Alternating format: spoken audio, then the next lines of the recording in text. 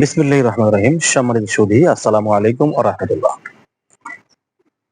আজকে যে কথাটি বলবার জন্য আপনাদের মাঝে এসে উপস্থিত হয়েছি সেটা হচ্ছে আগামী ত্রয়োদশ জাতীয় সংসদ নির্বাচনকে কেন্দ্র করে বিভিন্ন জায়গায় এক পক্ষের রাজনৈতিক দল আর এক পক্ষ রাজনৈতিক দলকে নির্বাচনী প্রচারণায় বাধা সৃষ্টি করছে। আমরা চাই আগামী ত্রয়োদশ জাতীয় সংসদ নির্বাচন সুষ্ঠু এবং সুন্দরভাবে হোক।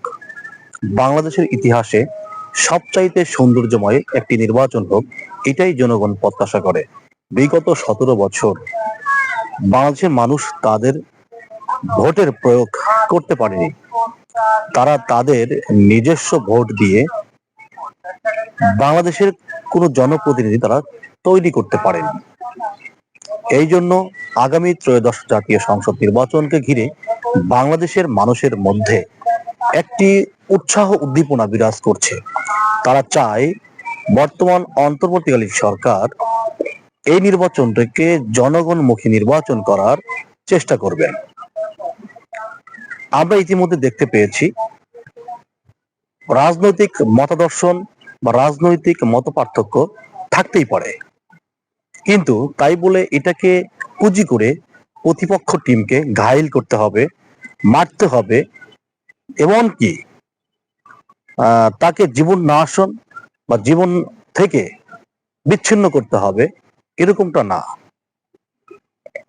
প্রত্যেকটা দলের ক্যান্ডিডেট প্রত্যেকটা নির্বাচনী অঞ্চলে তার কর্মী নেতাগণ জনসাধারণ মানুষের কাছে যাবেন এবং ভোট চাইবেন তার নিজের পক্ষে, নিজের দলের পক্ষে, নিজের সমর্থকের পক্ষে। এটাই হওয়া উচিত। একজনের প্রার্থীর কর্মীকে অন্য প্রার্থীর কর্মীরা আঘাত করতে পারবে না, আঘাত করা যাবে না।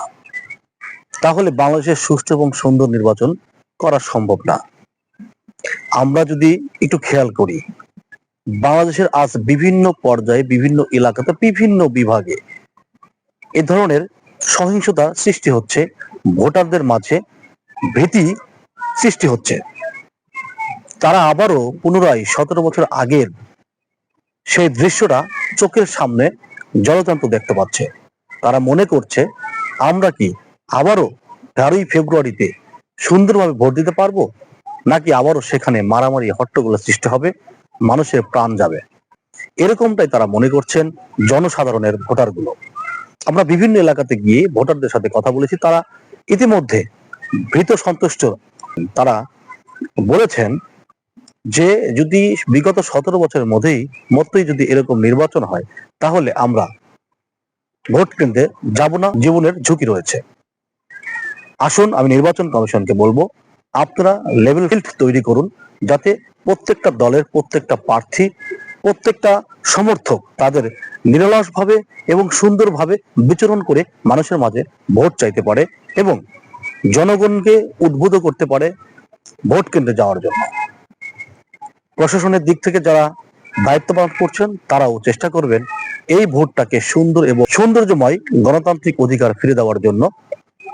যেটা করা প্রয়োজন আপনারা সেটাই করবেন, এমনটাই আশা করছি আমরা। ধন্যবাদ সবাইকে।